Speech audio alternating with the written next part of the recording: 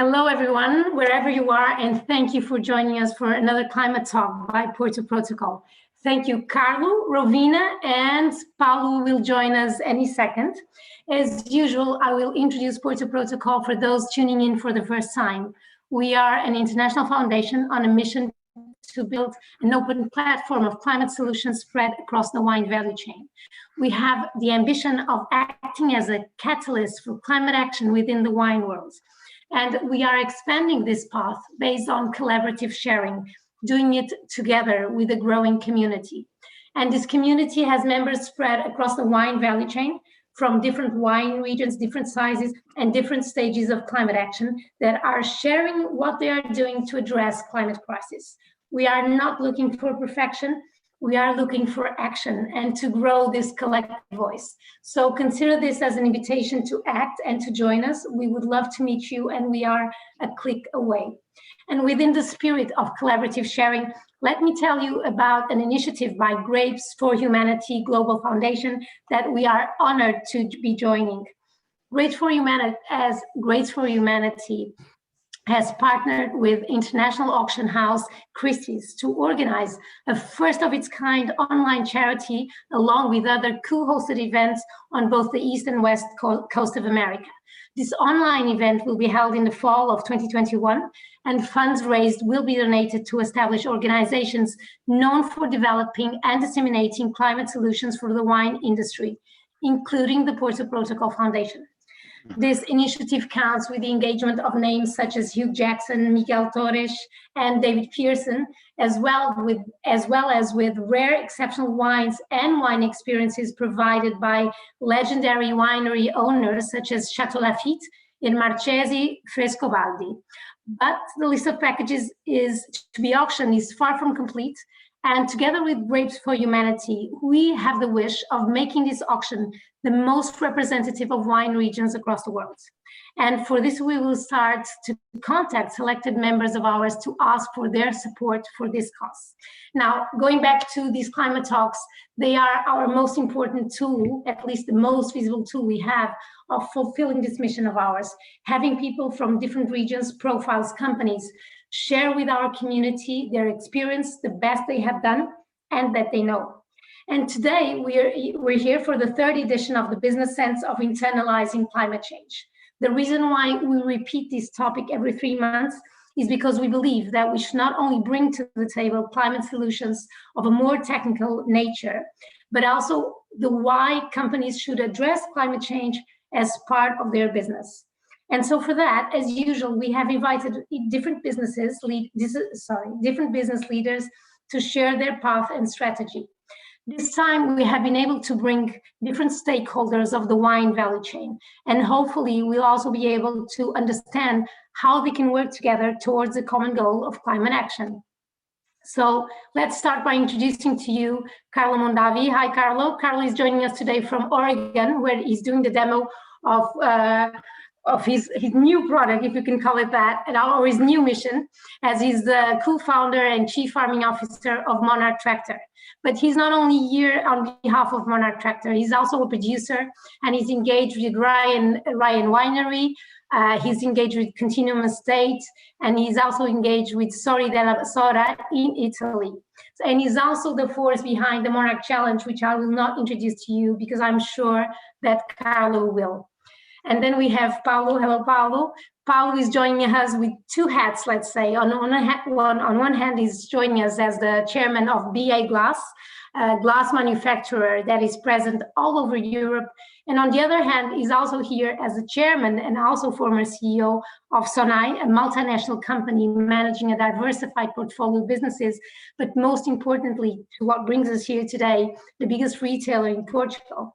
And it's important to say that both these companies have committed to carbon neutrality. And then we have Rovina. Now we have to thank Rovina because it's 2 a.m. in Australia, where she's tuning in from, and she accepted our invitation nevertheless. Rovina is the CEO of Denomination. By the way, Denomination Drinks Design, a creative agency that works mostly with drinks in general. And this agency has branches in the UK and in the US as well, besides Australia. And also it's important to say that Rovina is a climate neutral agency. And I'm sure she'll tell us how. She will definitely ask why is this important and how did this happen. Now, all these business leaders have, in different ways and for different reasons, internalized climate change as part of their business strategy. So I will start by asking each of you, when did addressing climate change become a priority to you and your business? And I'll start with you, Carlo. Thank you, Marta. It's a pleasure to be here with you and pleasure to be here with fellow panelists and everyone in the audience. So climate change became a emergency. It's always been something that I'm passionate about, is protecting nature, protecting the things that I love the most, because I grew up farming and I grew up as a part of the land. And my father and my grandfather always said that we're stewards of this land and our goal is to leave it better than we received it, if that's possible. And so everything was going along beautifully. I was actually, my focus with the Monarch Challenge initially was on protecting the soil microbiome and the farm biology. So it's a long story, and I'll get into kind of the genesis and idea of the Monarch Challenge. But for me, climate change completely took over my life in 2017 when there was the wildfires in Napa, Sonoma, and Mendocino. I realized quickly that we can protect the soil microbiome and the farm biology, but if we don't have a climate that we can survive in, then it's all for nothing. And so I became kind of a bit more of a climate warrior at that point in time. I was always, I don't want to say an environmentalist, but a conservationalist. And so that was it. And then, I mean, look, we've had fires every year since. 2020 was by far the worst. And I think we're seeing this on a global basis. There's fires right now. I'm up here debuting the Monarch Tractor, which is a solution to the Monarch Challenge. And needless to say, there's fires up here in Oregon right now, which is just terrifying. So and I think we're seeing it on a global basis. When you look at Australia and the fires there, the Amazon, Siberia, and California, and just Oregon, Washington, even in Portugal, it's just terrifying right now. And so we have to do something. We have to find a way to think outside the box to make farming and living in a clean way economically superior to that of the conventional way using fossil fuel. We need to get away from fossil fuel. We need to get away from all that and move towards renewable energy. But I know the other panelists want to say, but that's quickly, 2017 was the one that hit me like a ton of bricks, that it's really not about the soil microbiome and the farm biology. We are on right now a climate emergency. We can't be selective. So I've come up with a solution with the Monarch Tractor, which I'll share in a bit, which is a solution to protecting our soil microbiome, farm biology, and our planet through renewable resources. But that's the quick background on why I became passionate about protecting our planet and our climate. Thank you. Carla, pass on to you, Paulo, and welcome. Hi. So, well, thanks for inviting me, and congratulations for all the work that Porto Protocol has done. Thank you. Immensely proud of you guys. Plus the fact that you bear the name of my hometown, which is I wonder why. Nice. Always nice. Yeah, great. So at Sonai, so I'll have to answer your questions with two hats, as you say. At Sonai, it's difficult to pinpoint when. Like Carlos said, I think nature and environment consciousness has been around for a long time. It's part of my father was practically the founder of Sonai, and was always something important for him. We can go back 30, 40 years, and some of the things you wrote on sustainability could have been written in the last year. We were the first Portuguese company to join the World Business Council Development. We founded the Portuguese Council for Sustainable Development. So that's always been very present.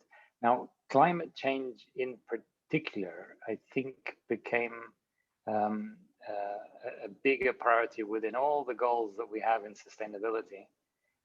About 5 years ago, when we had deep sort of session thinking if we choose some areas to really try and push ahead, as it was difficult to push ahead in absolutely everything. And we chose CO2 emissions, reduction of plastics, and the fight against the reduction of biodiversity for the three that were most linked to protecting nature. And both the obviously the CO2 emissions, but also the biodiversity were very, very led by the concern and the sense of urgency of doing something about where we were heading in terms of climate change. At BA Glass, I'm not sure. I'm newer to BA Glass. BA Glass was once owned by Sonai, and the owner and CEO and chairman for a long time of BA Glass was a long time director at Sonai. So there are very similar aspects of the culture. I think that was always present. I look back, I know 22 years ago we started reporting environmental performance, which was quite early for Portugal.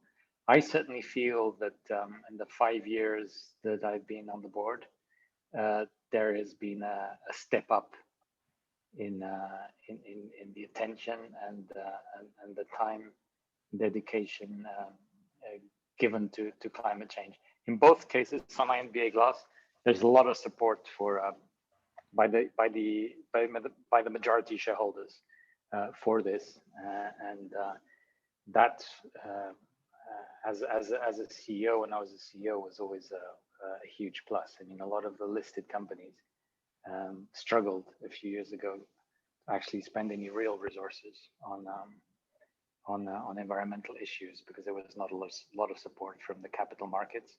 But having majority owners that were very aligned with the concern to produce economic value alongside social value and natural value was always there. So it was easier in that respect.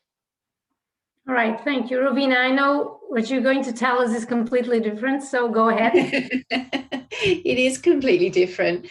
Yeah, we started our journey with actually a client project when we were briefed to develop a sustainable wine brand. And it was sort of I guess it just opened our eyes to the complexity of what does a sustainable wine brand look like, and how do you develop one from the ground up and through to consumers. What it showed us was that really we needed to start putting those practices into action ourselves. So it wasn't once we'd launched this brand, which was called Tread Softly, we then took a good hard look at ourselves and went, well, what can we do as an agency to really make sure that we are putting our best foot forward as a business, and then subsequently, how can we then help all of our clients develop better practices as they develop brands and as they manage brands across the globe. So that was the first one.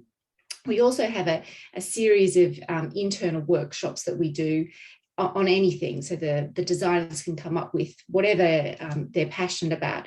And one of our designers did a session on recycling, just recycling, home recycling in the business. And that was kind of like a light bulb moment for us. It was probably similar to Carlo at the time. The bushfires have been horrendous in Australia as they have been around the world. And she was a very passionate environmentalist, and she gave us a whole lot of suggestions. What was really interesting was actually just looking around the room and seeing the level of engagement across the entire team who were there at the moment at that stage. And it just started this movement internally about, well, we need to do something. This is imperative. This is urgent. We have to set the standards here. So it kind of was from both our clients, but also a sort of groundswell within the business. Well, it's great that a client triggered such a movement within the company. And actually, you ended up answering to my next question, which is, once you woke up to this challenge, what was the first thing that you did as a business? And I think, Carlos, starting with you, because I think in a way you've answered already, Ravina. Maybe now you're going to tell us, what did you do when you woke up in 2017 and realized that you had to be way more active than you were before? Yeah, absolutely. As a business. As a business, I think first, when you look at the vine, and the reason why I began the Monarch Challenge was because you have up here, you have the canopy, which is you're trying to protect your fruit from mildew pressure, and down below here you have this under the vine area, and you have your vine row. And I understand the argument between conventional sprays up here and organic contact sprays, but what I didn't understand was why people would spray herbicides to kill the grasses when you could use an implement. And the argument that was being, and that's where, since the introduction of Roundup and glyphosate and kind of the expanse of the herbicide world in agriculture, the monarch population of butterflies on the Western monarchs, which is a beautiful orange, black, and white spotted butterfly, went from 4.4 million individuals down to this last winter's count through the Xerxes Society counted 1,910 individuals, and they're on the brink of extinction. And there's three reasons for this: climate change, migratory path disruption, and the use of these chemicals in farming. And so my initial movement with the Monarch Challenge was to create awareness, because there's nothing worse than shaming farmers. And farming is a form of art. Every farm has their passion about how they want to do it, and every farm's different. And so it was not to go out and shame farmers, because when I did talk to farmers, it was, some of these were my friends and saying, I'm trying to put my kids through college. I'm trying to put food on the table for my family. And there's an economic divide, and then there's a carbon footprint divide. And so they would say, well, while you're talking about the soil microbiome and the farm biology, you're actually going to go spray more, or you're going to use more fossil fuel to farm organically. And so organic technically is not better for the planet. And so there was this, what I call the carbon footprint divide, and so the carbon footprint divide and the economic divide between organic and conventional farming. And so I was thinking, how do we bridge this to make it so farming in a clean way, organically, biodynamically, permaculture, in a regenerative way, is economically superior to conventional farming. And so I'm really fortunate out on the Sonoma coast. This whole journey began with Dante and I with rain, when we were going out and we were looking at vineyards, and we were saying, wow, people are using more and more chemicals in farming. And yet we know that this is bad for the environment. We know this is bad for the farmer. We know this is bad for the consumer. How are people doing this? And so, quickly realized we have to flip this. If you look, at Tesla, for example, and this was kind of my aha moment, my epiphany moment, and why I started and became one of the co-founders of Monarch Tractor, was, you can drive a Tesla down a freeway at 70 miles per hour autonomously, having it change lanes. Why couldn't you do that with a tractor?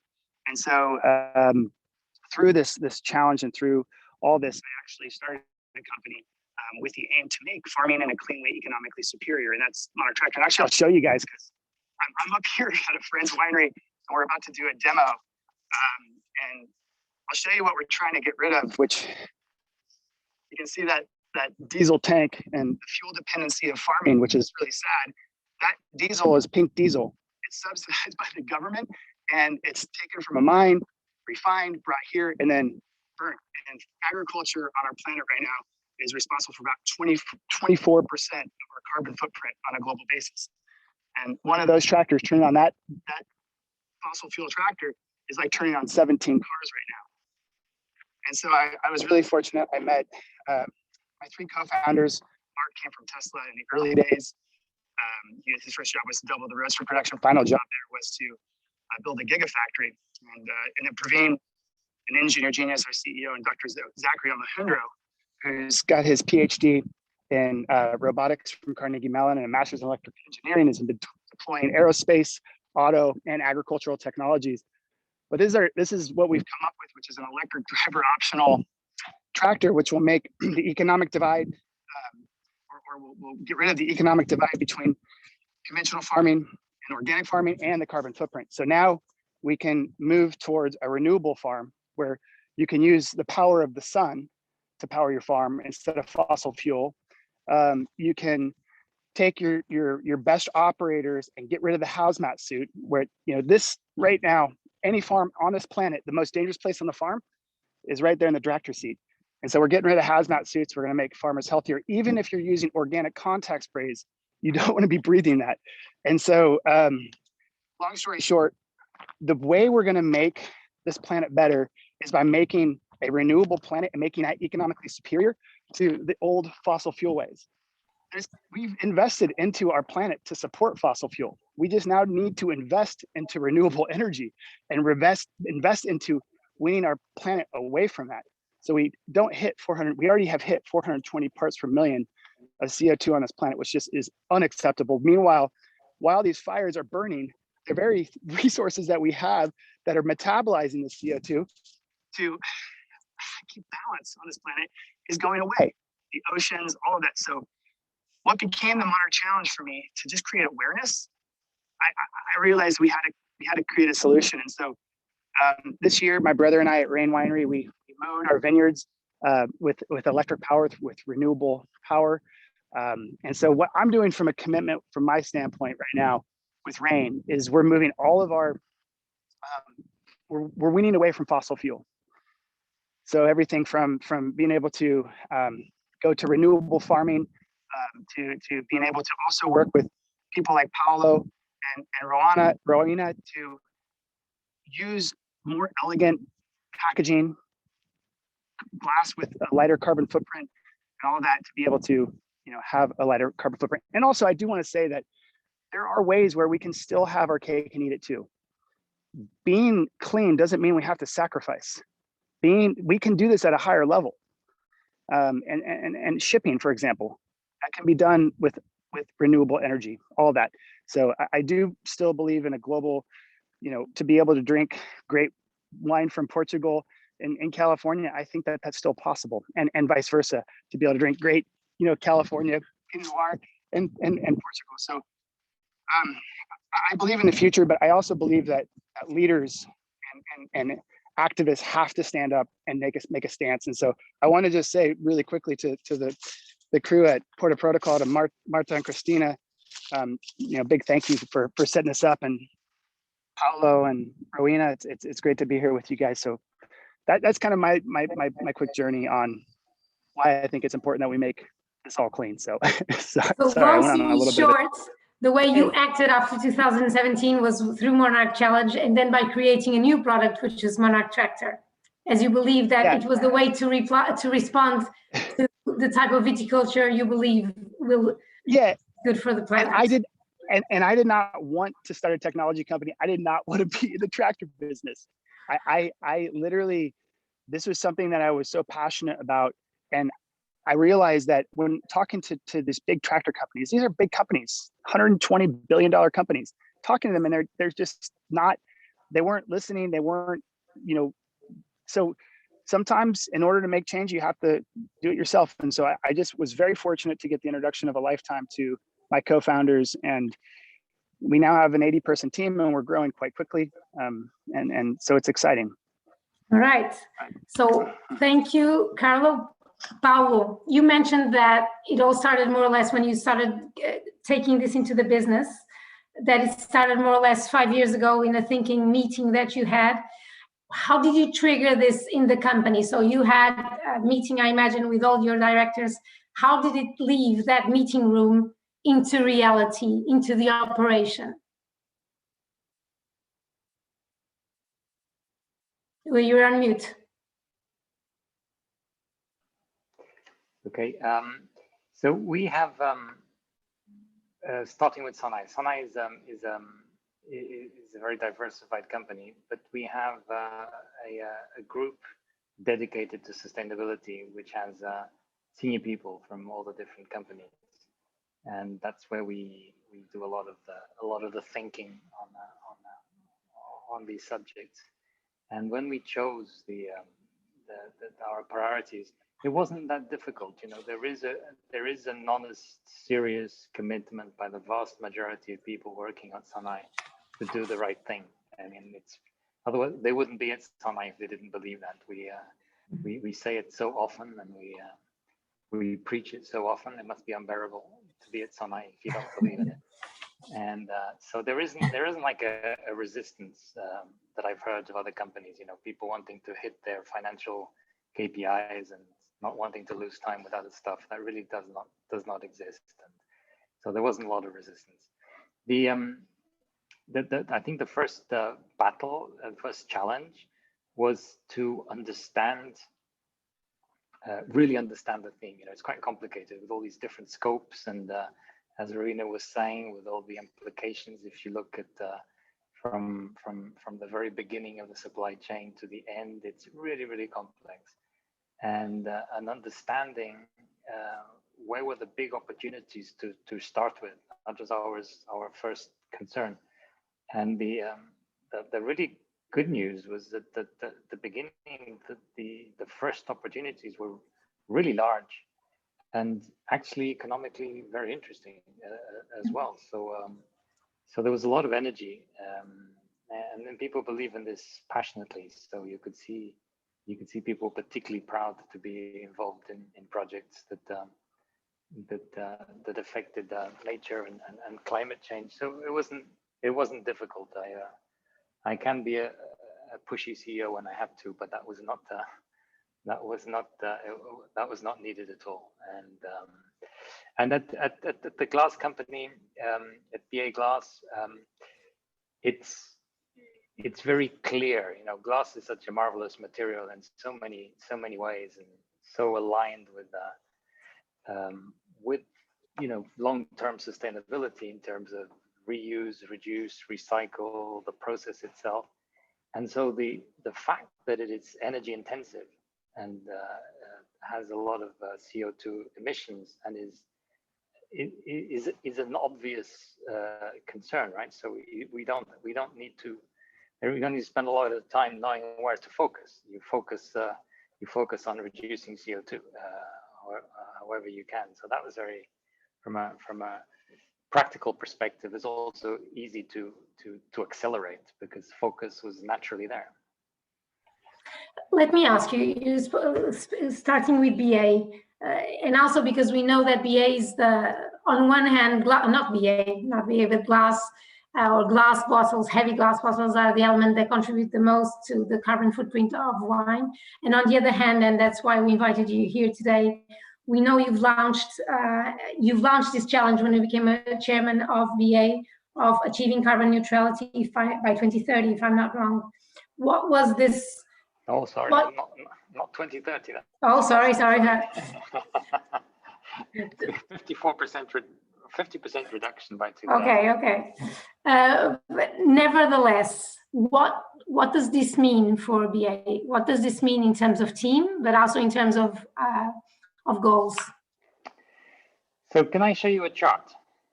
Yes, hopefully you are. Oh, I believe you can. I'll share my screen, which is usually. Yeah, I think you can share your screen. And yeah, you can share it. Yeah. Yeah, I'll just. Whoops.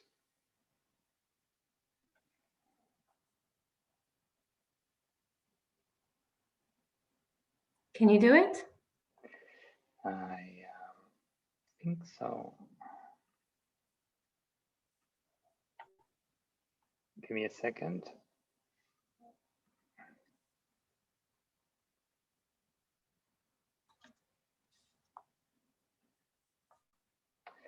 Okay. Can you see my screen? No.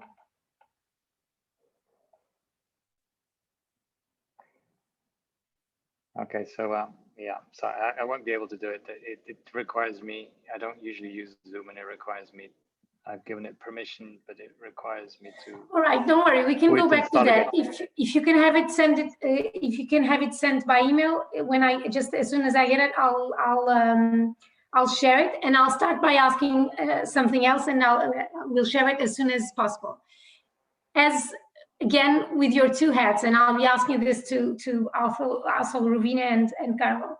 Having two hats, all of you manage companies with completely different sizes, with completely different numbers of people, of staff.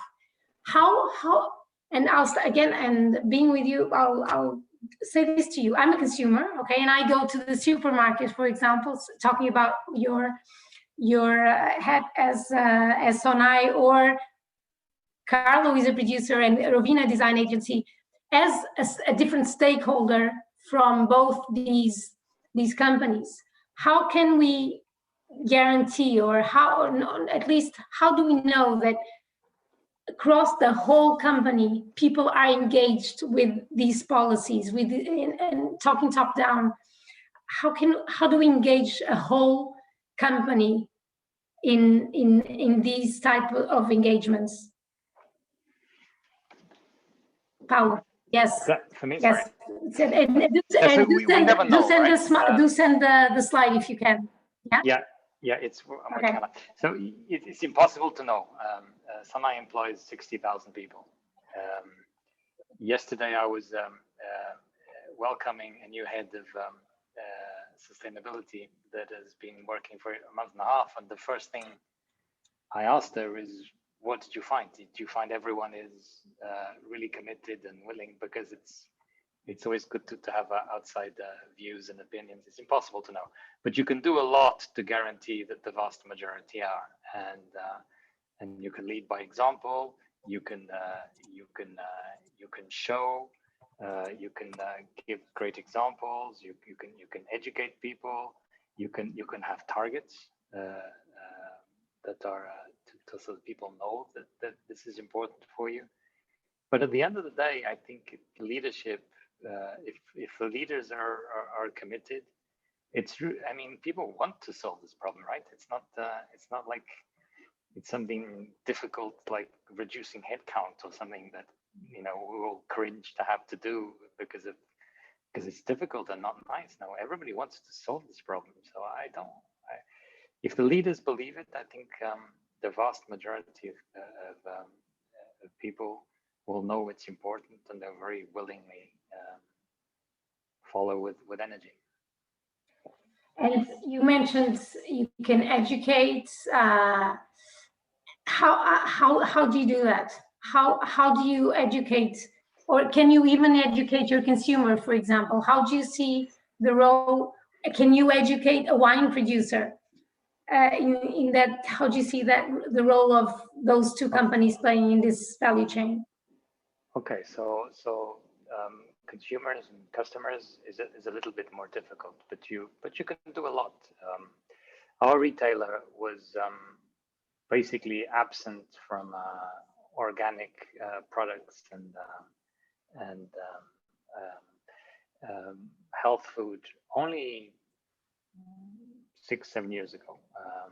We're the market leader in general food retailing, but there was just a couple of small companies that were specialized and the market was very small. There was very little awareness for that.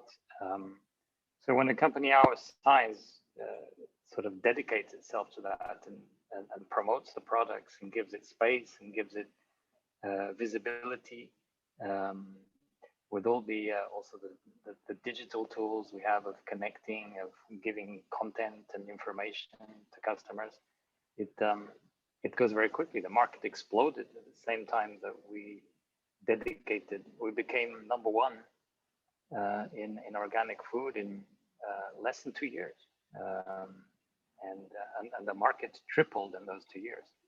Yeah. So people go to supermarkets all the time, right? It's one of the most recurrent purchases. So we have a lot of consumer time in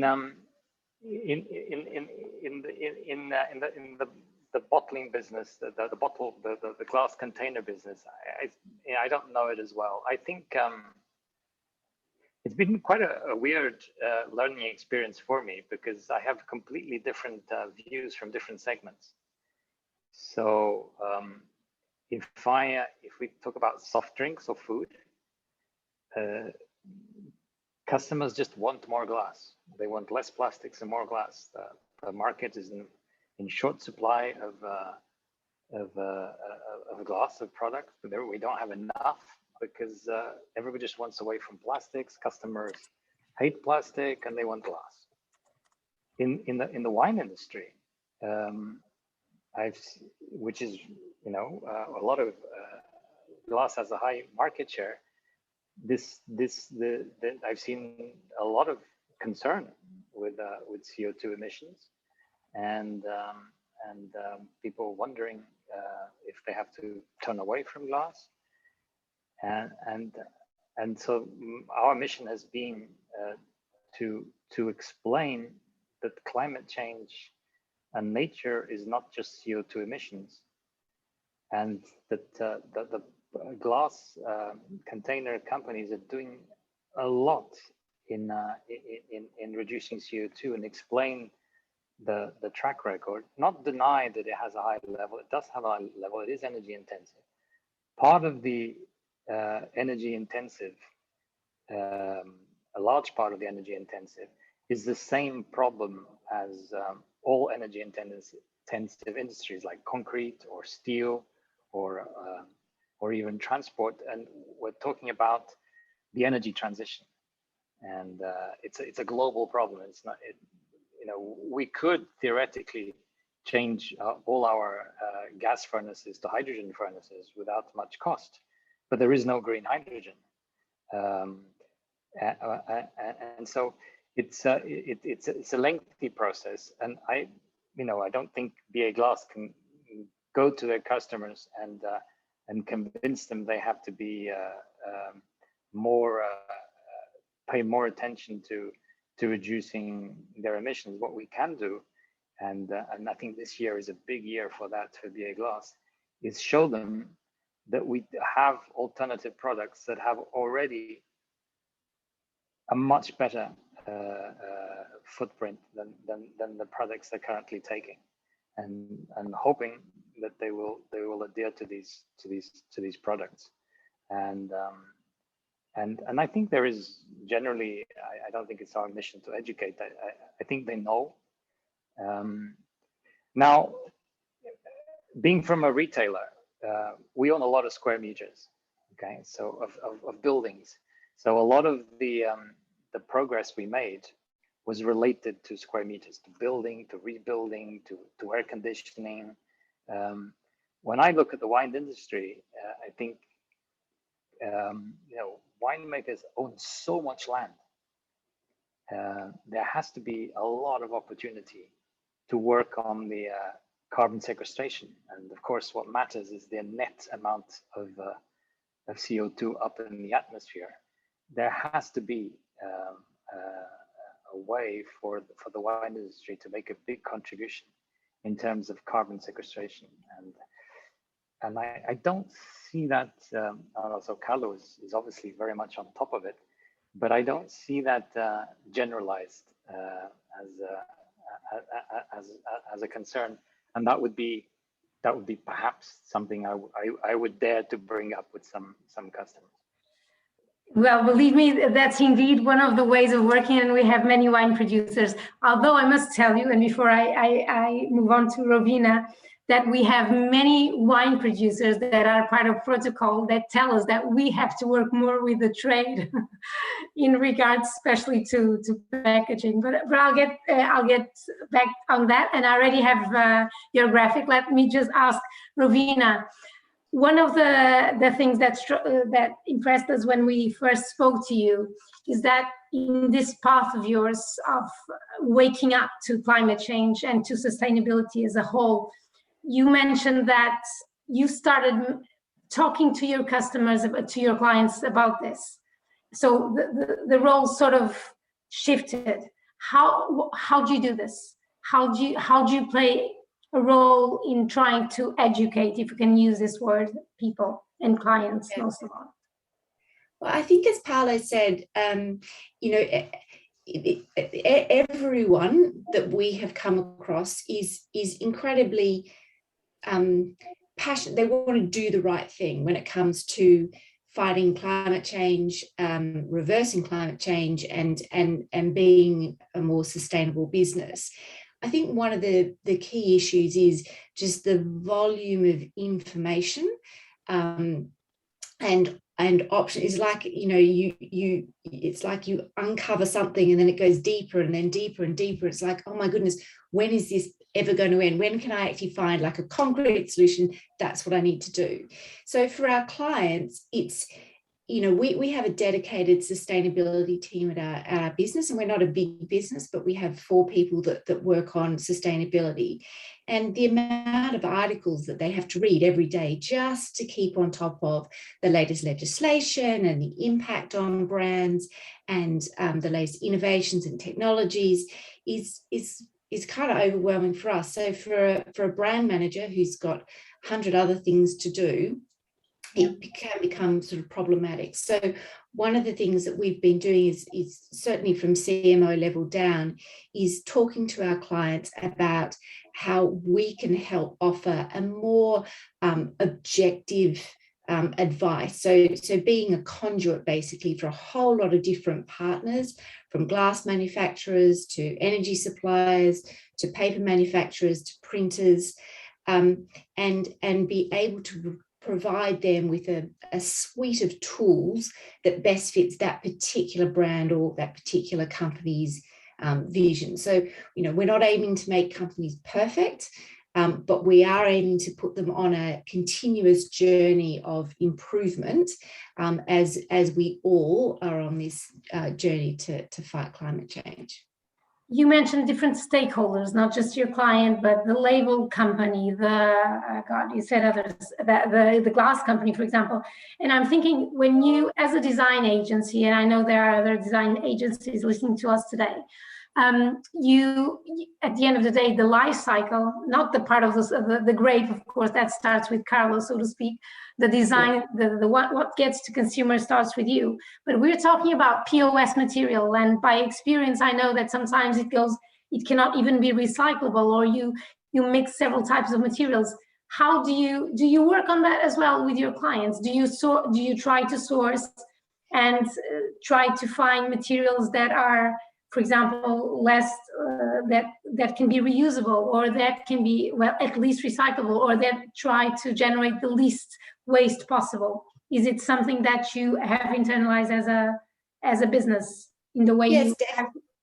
Yes, definitely. I think one of the first things we did was to reach out to all of our suppliers who we've been working with for a couple of decades, to see, what products they had and what developments they were making, so that we got a really good understanding of the capabilities of all of our suppliers who supply us and everyone else in the industry. I think it kind of gets down to some really basic tools. One of the first things we do when a client briefs us on a job is we ask them about their vision of sustainability. Tell us, do you want us to be recommending products that, and you can see them going, oh God, I hadn't even thought about that. So actually just bringing sustainability to the table every single time is part of that education. And so it's very rare that a client will say, oh, I don't care. No, just use whatever's cheapest, or plastic's fine. They'll like, oh gosh, I didn't even think about that. What are the alternatives? Take me through that. And then that conversation becomes easier and easier because, at the next briefing, then they're already on that journey and we can take them one step further. Carlo, having 2 different stakeholders here, and as a wine producer, in your head as a wine producer, how do you think you can work with these 3 stakeholders that we actually 4, counting Monarch Tractor, although you were Monarch Tractor? How can you work with different stakeholders within the wine value chain towards this common goal of climate action? How do you see each playing a role? The role of the trade, the role of design agencies, the role of glass producers? Yeah, no, I think it's exactly kind of that question you asked, Paulo, is how do we engage our team? And we look at all of our individual, from our label printers to our box producers to our glass producers, as our partners. And so just knowing that we have that partnership with them and having that conversation. So one, I think having leadership in that and having a conversation, creating awareness with them and saying, hey, do you think we could do this? We went completely away from foil tops, and we're using just wax now. But I think identifying companies that see and care about the planet and want to do better is the start. And then working with them and constantly pushing them, challenge them, and find ways to make the clean path economically superior to the not the kind of conventional path. And I think that right now we're super fortunate to have some of the brightest people on our planet working on this. And so just engaging them and really connecting and doing things like this, where you have conversations and just constantly, continuously trying to push. It's a great question though. And it's something that we do within Dante and I, with Rain, we do continuously and constantly in our team. And then same with that Monarch tractor. We were offered a significant amount of money to retrofit diesel tractors to be robotic and autonomous, and we said no because it doesn't fit our sustainability goals. And so also be stubborn in your goals and make sure that you have people that work with you to get there. I think it's important. But I right now know this is a big concern within everyone in this chat, and everyone's working hard and trying to find cleaner, better solutions, which is exciting. All right, thank you, Paulo. And now I'm going to share your slide. Yeah, can you see my screen? Yeah. So thank you for that. I think this helps look at a lot of the issues that we're discussing, but I particularly wanted to distinguish here the really tough problems from the problems we already have solutions for. This is pretty much the path to carbon neutrality that we will be attempting no, we will not attempting, we will succeed in getting to. Certainly the level at the end of this graph is a level which can easily be offset, and there's a number of other things. I've excluded a lot of things that we're doing. Just, there's a lot of work on the recipe to reduce the melting point of glass to save energy. There's a lot of work on heat recovery. There is a lot of work on efficiency of pack to melt, how much of the glass that gets melted gets to be in the bottle that affects all this.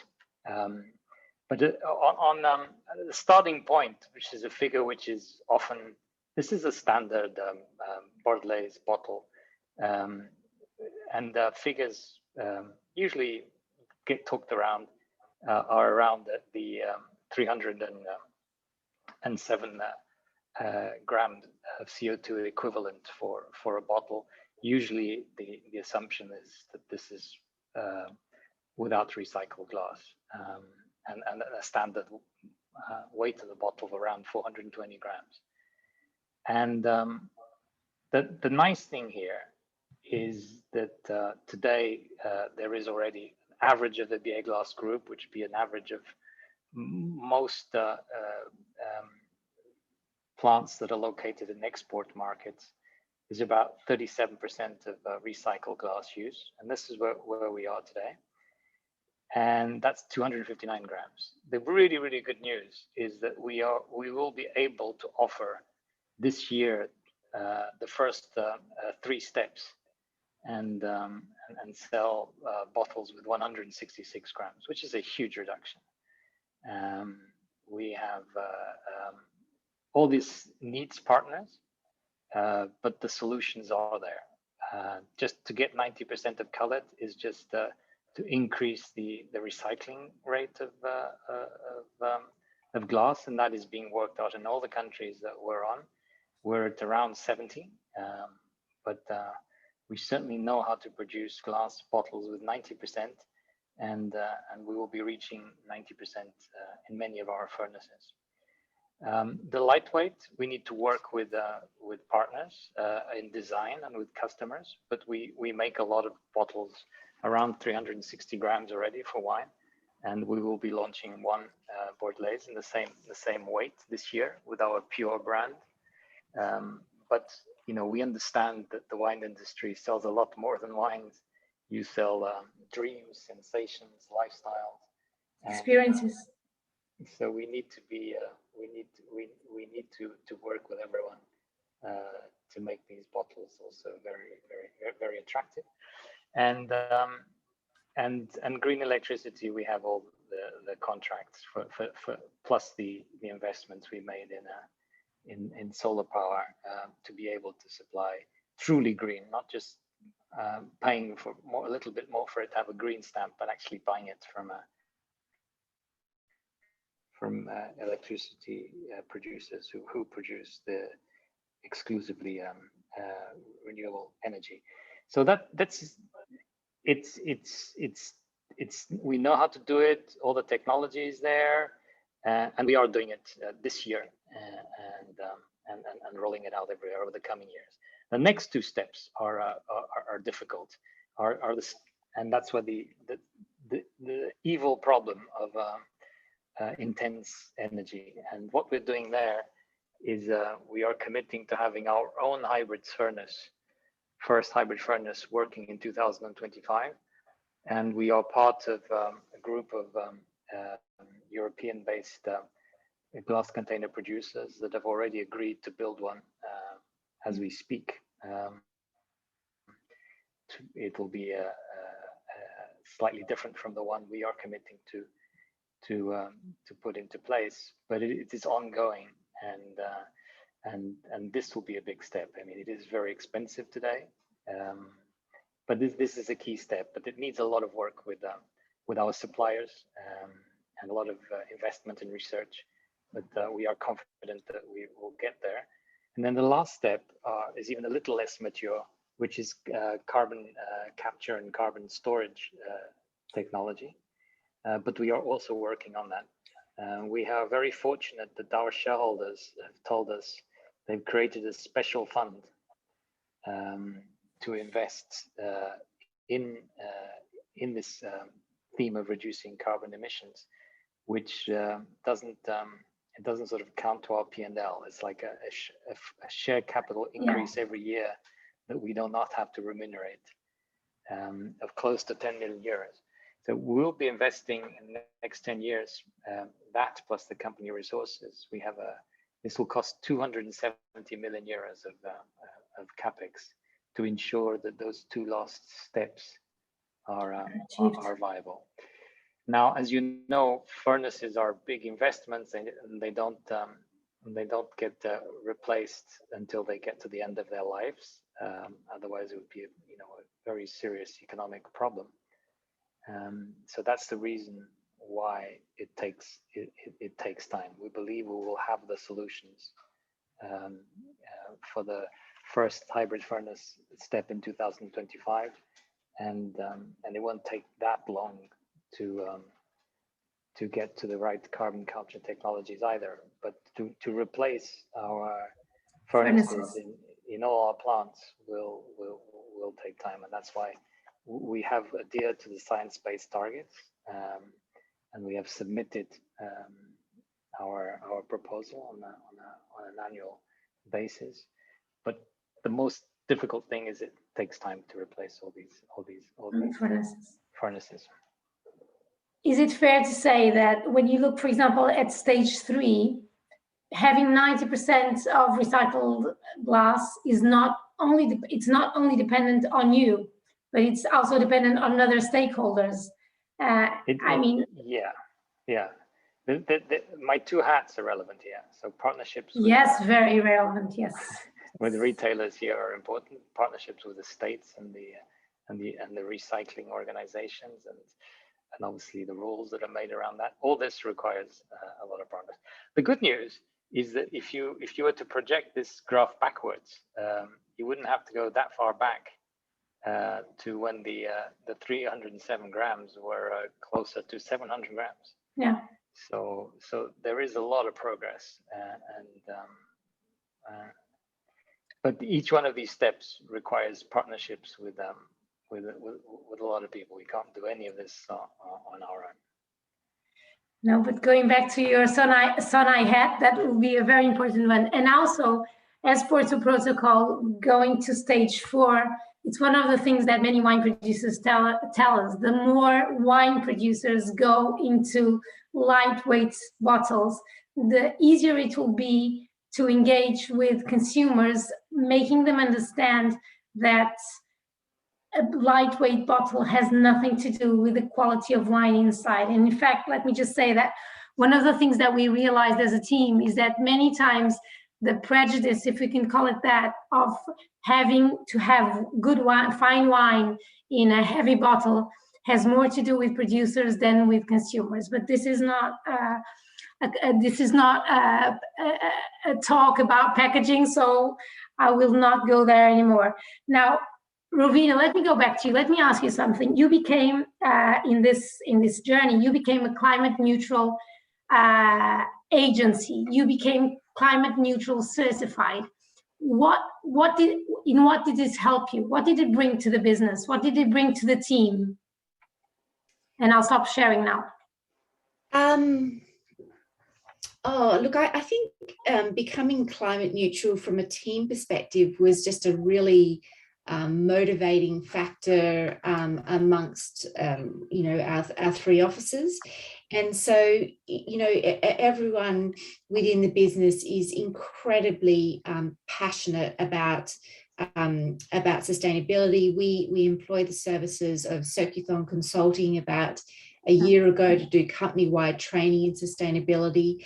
So whilst we were doing that, we then started on the journey to becoming climate neutral, which is there's a lot of data that you have to pull together, and again, as a small business, it can be kind of cumbersome, but we just felt it was a really important statement to be able to make to our clients, to our staff, and to the industry at whole.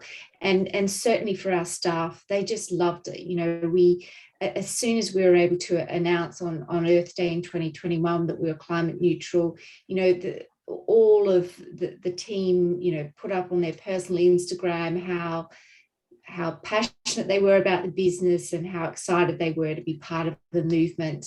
And I just think it's one of those things that, it heightens employee engagements and loyalty and inspiration.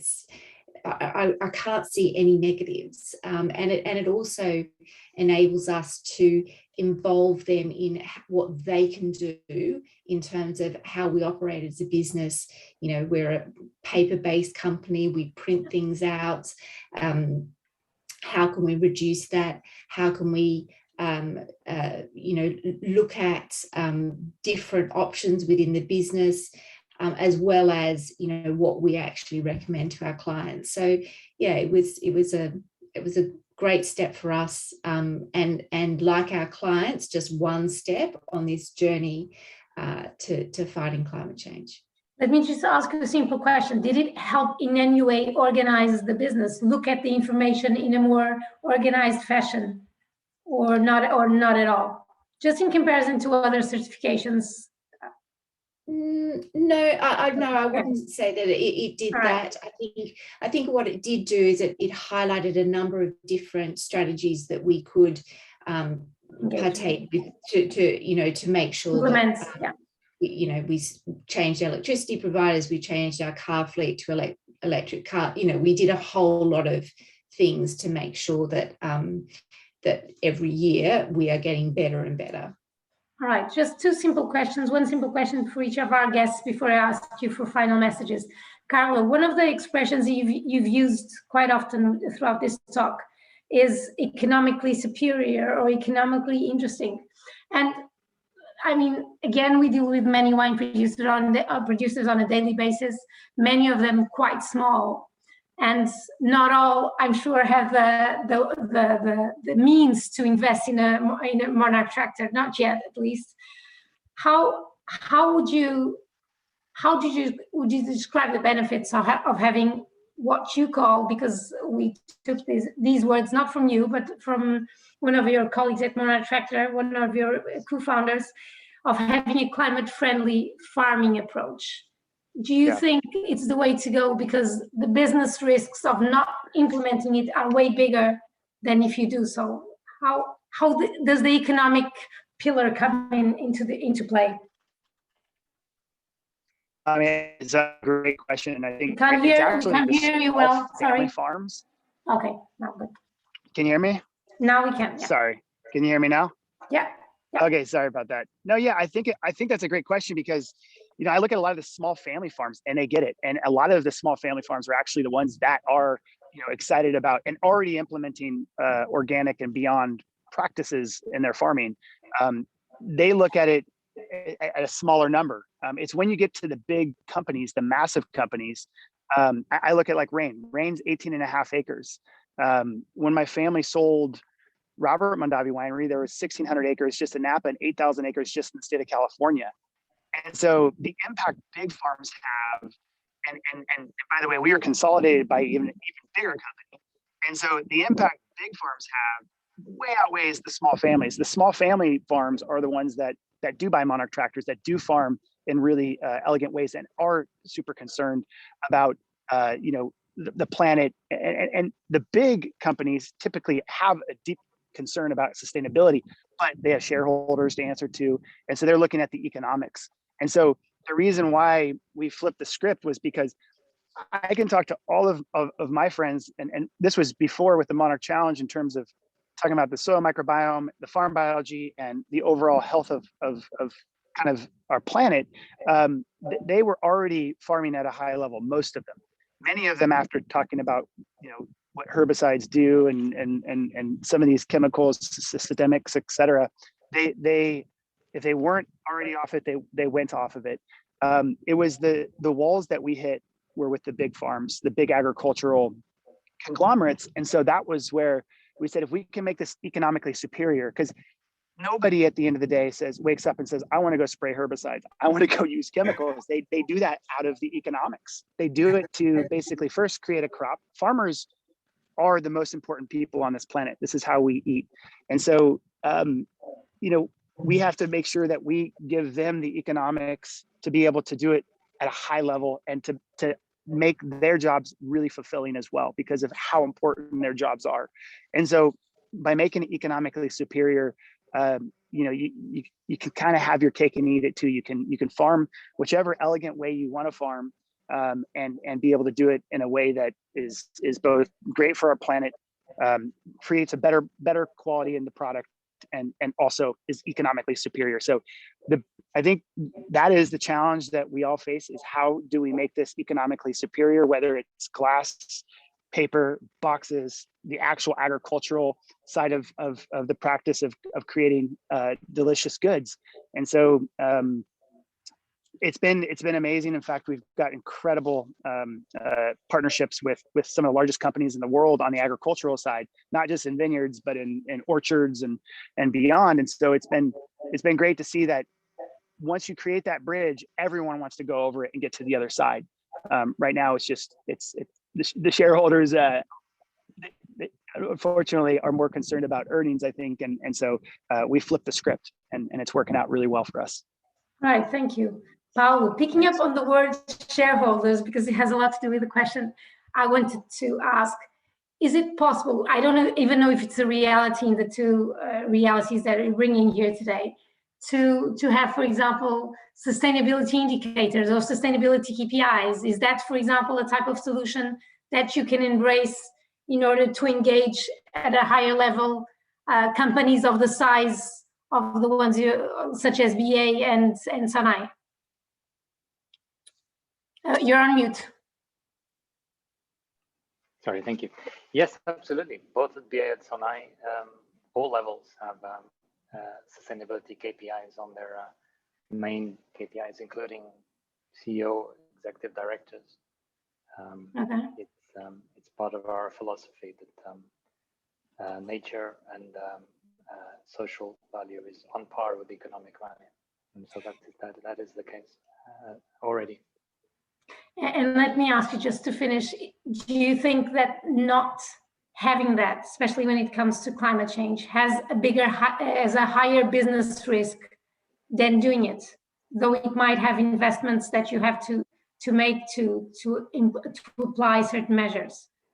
Well, it's a difficult question and has a lot to do with I think the right answer would have a lot to do with your time frame, and if you're speaking in particular of a company or in general.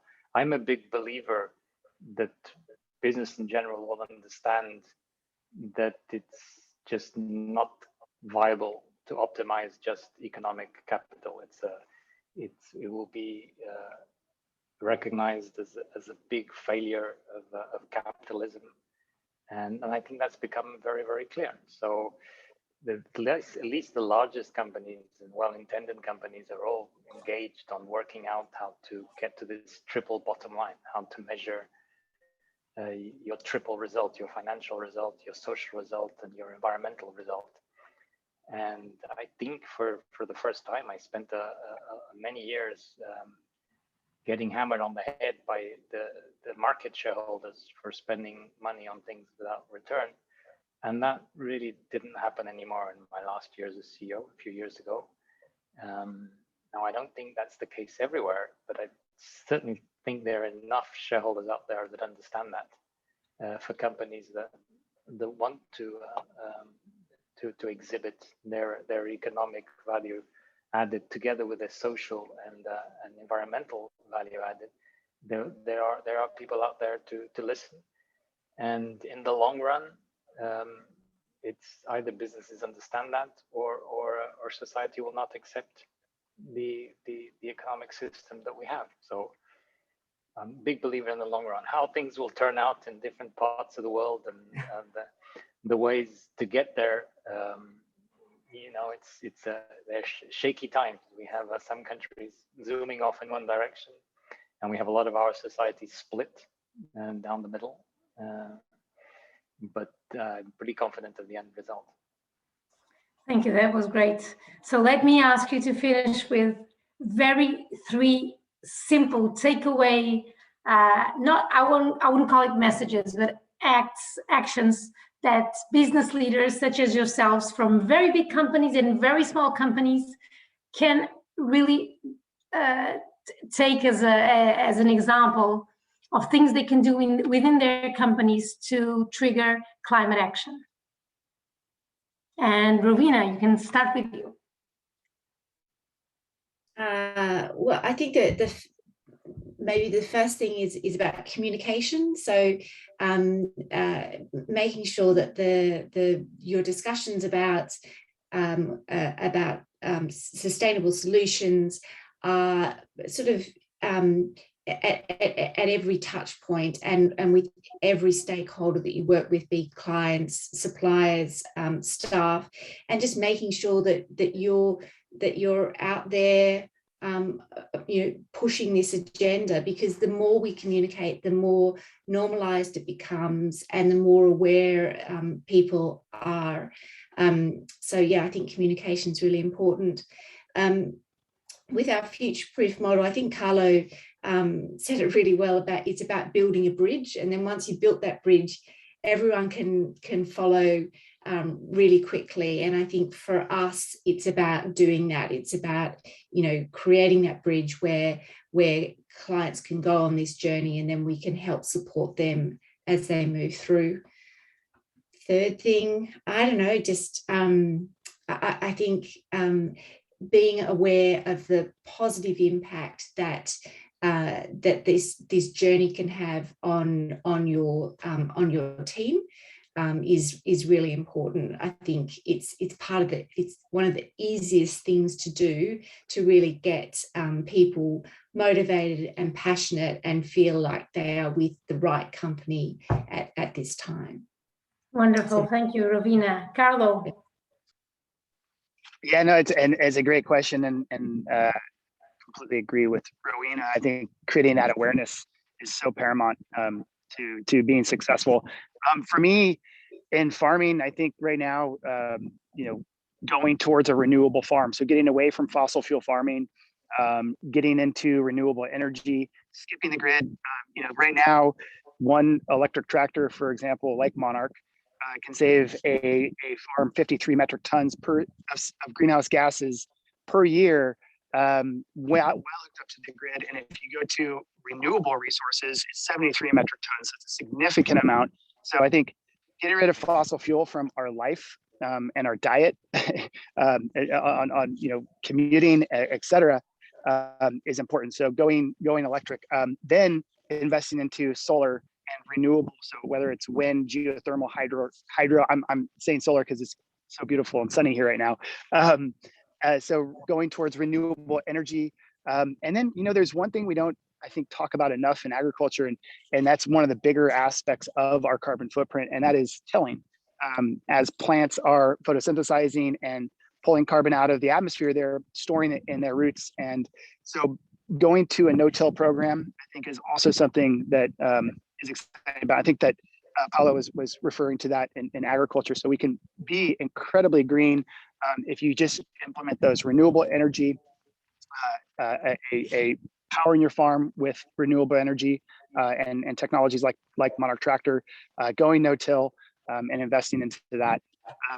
That's the biggest thing. Talking about it, voting with it. Every time you go out and you order food, try to find farms that are farming organically and beyond, because it is the microbes in our soils do help retain carbon as well. It is important. And so I think that we also need to think about, we need to have our cake and eat it too. We are in a climate emergency right now. We need to be protecting our soil microbiome, our farm biology, the species on our planet, the biodiversity, the forests and the rivers and the oceans. And so we need to do everything we can to do that, so that we as humans can not just survive, but thrive. And we can do that and coexist on this planet if we act now. So that's my big thing. And yeah. Paulo. Mute.